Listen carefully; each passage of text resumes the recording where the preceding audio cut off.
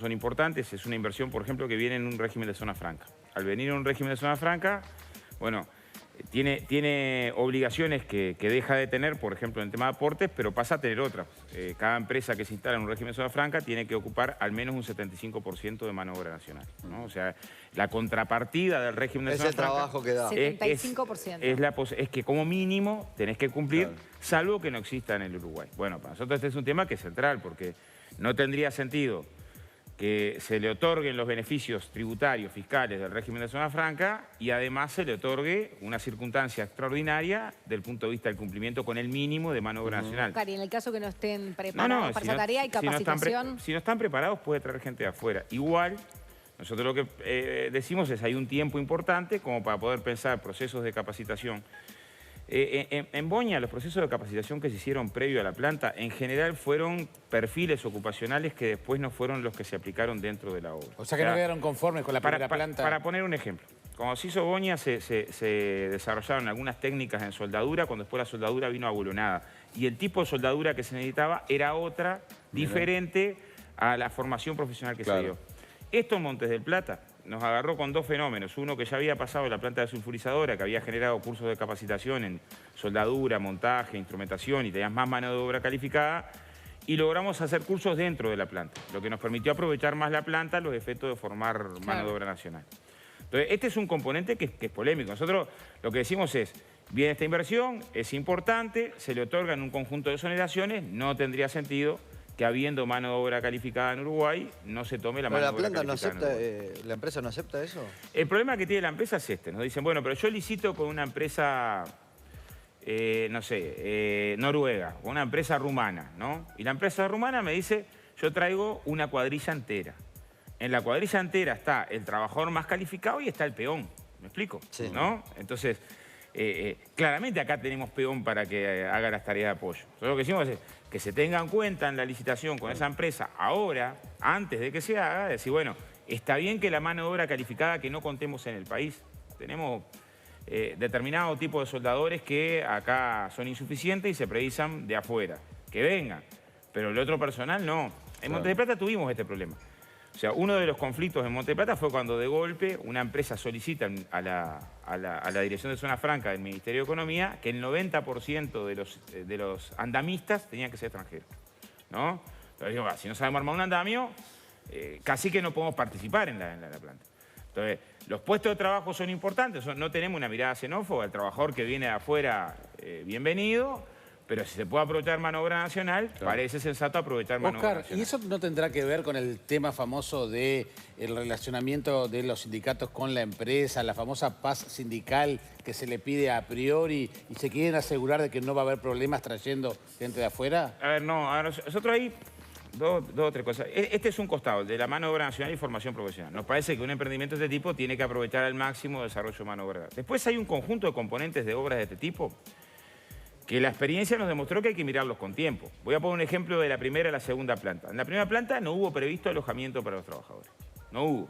Entonces, Fraivento fue insoportable. O sea, vos tenías que un alquiler salía 10 veces más que el alquiler, alquilaban entre 40 trabajadores y tenías un trabajador durmiendo al lado del otro.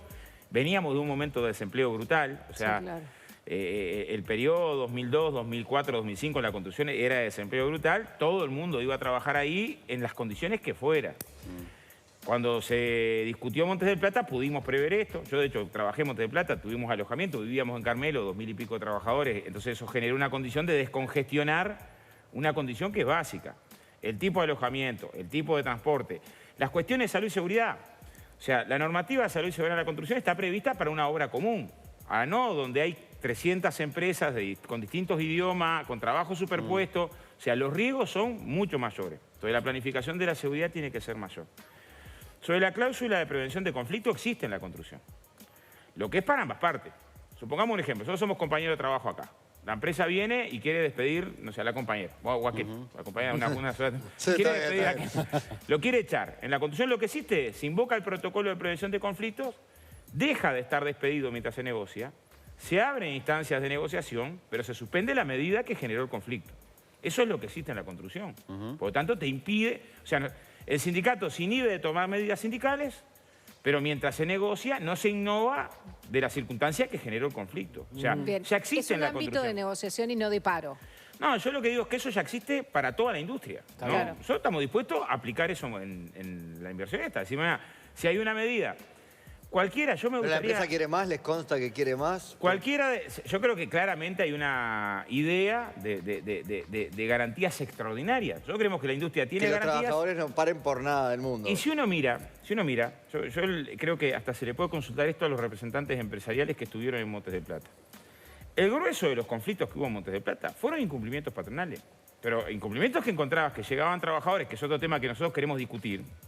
O sea, queremos discutir que el personal que viene afuera venga con el contrato firmado, con el aporte al BPS previo, ¿no? Con el contrato en su idioma, que es otro problema que teníamos. O sea, un gran problema que tuvimos en Montes del Plata es que teníamos una cantidad de trabajadores que ingresaban y después ingresabas te das cuenta que estaban por menos del laudo. Y cuando tenés el problema del idioma, es más complejo saber. Nosotros después contratamos traductores, pudimos regularizar, pero una parte importante de los conflictos tuvo que ver con violaciones a la normativa de seguridad social, de aportes. Entonces, lo primero que tenés que preocuparte, ¿y qué pasó en Montes del Plata? Creo que en este caso quiere hacerse distinto. O sea, la empresa H, Montes del Plata, la contrataba para hacer este sector, ¿no? Y se lo pagaba sector terminado. Entonces, cualquier interferencia que tuviera Montes del Plata con la empresa generaba un juicio entre las empresas.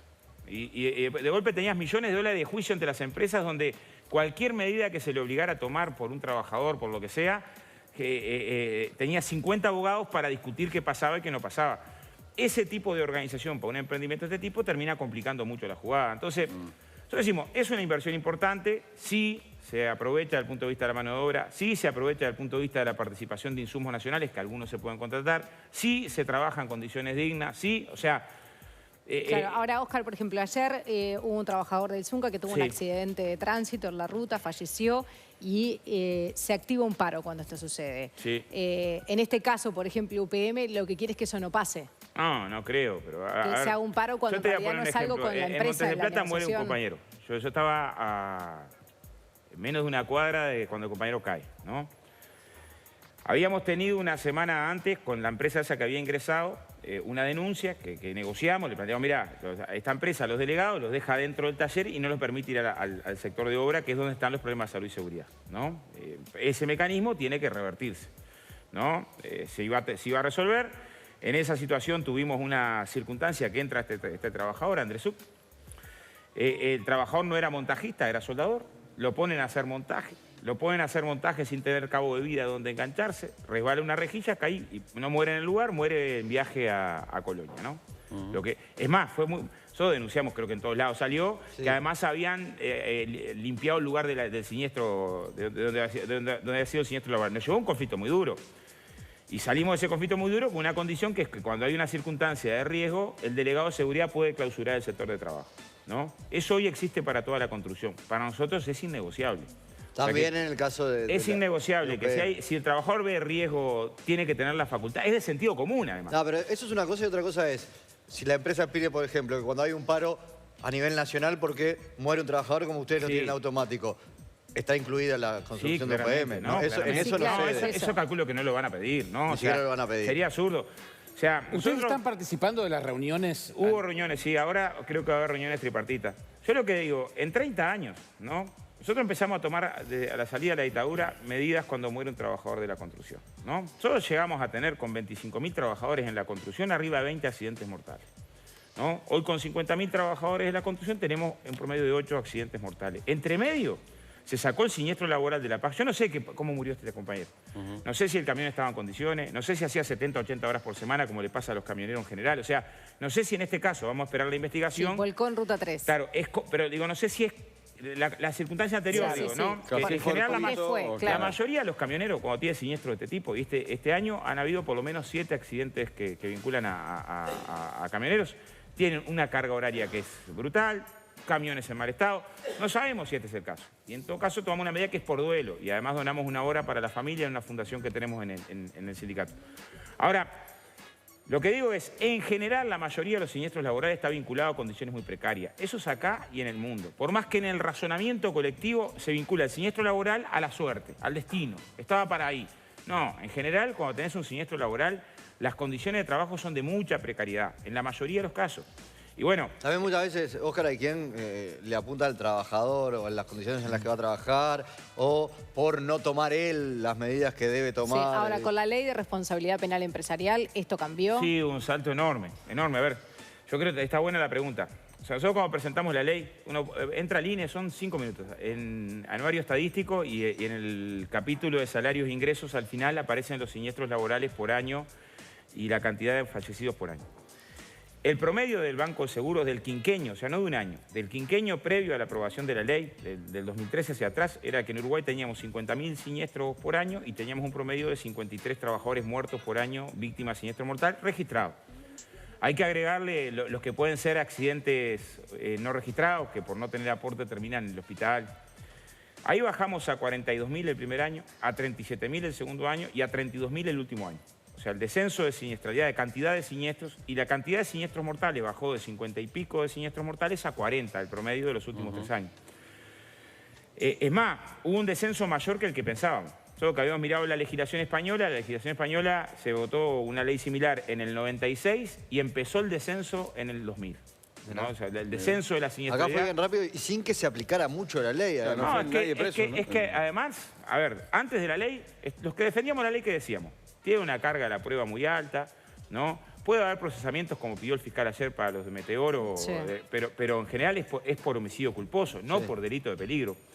Existe delito de peligro por incendio, pero casi nadie va procesado por delito de peligro por incendio, va procesado cuando hace el incendio. En el caso del siniestro lo mismo. Esto, el delito de peligro, si bien ubicaba en términos conceptuales y culturales que poner en riesgo de muerte a un trabajador es delito, es cuando ocurre el siniestro las mayores posibilidades y ahí es homicidio culposo, no es la ley de responsabilidad penal. Pero ¿qué decíamos los que defendíamos la ley?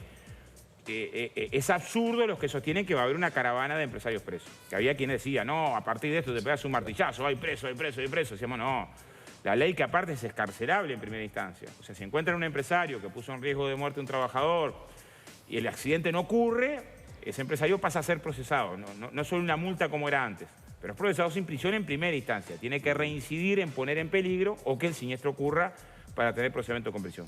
Segundo componente que se decía, nosotros decíamos, esto va a bajar la siniestralidad. En todos los países donde se ha aplicado norma de este tipo ayudó a que se incrementen las medidas de salud y seguridad y a que baje la siniestralidad. Acá fue muy claro. Se duplicó la contratación de prevencionistas, se duplicaron la cantidad de cursos de seguridad, o sea, se apretó. Yo estoy recorriendo los frigoríficos, hay compañías que te dicen, no me hables de que se bajó porque acá es clarísimo. No nos daban guantes y se nos caían las uñas por limpiar con tóxico los azulejos. Y ahora nos dan guantes porque tienen temor a... Y el tercer componente, los que defendíamos la ley decíamos, ¿es constitucional? Claramente, lo dice Alberto Pérez Pérez, lo dice Corseñal, lo dice Petraglia, lo dicen muchos expertos que trabajan en la ley, y los decían, no, claramente inconstitucional, una barbaridad. Bueno, en los tres costados, ni hay centenares de empresarios presos. Increíblemente, ahora esto se lo tendrían que preguntar, no a mí, que desde todo el proceso de ley dijimos, muchachos, no mandamos a nadie a la ciudad eléctrica, la carga de la prueba es muy exigente, da todas las garantías, nadie piense que con esta ley... Tendrían que preguntárselo a los que decían, va a haber un océano de empresarios presos, qué horrible, ¿no? En segundo lugar, bajó la siniestralidad y en tercer lugar, el fallo de la Suprema Corte de Justicia es de una contundencia brutal, ¿no? Uno lo lee y no hay duda de la constitucionalidad de la norma. Entonces, ¿están resueltos los temas de salud y seguridad? No, pero fue un aporte, ¿no? Y en un aporte, aunque desciendas un siniestro mortal menos, vale la pena. Bien, Óscar Andrade, muchísimas gracias por venir. Muchas gracias por venir, Óscar. Momento de ver cómo está el tiempo a esta hora.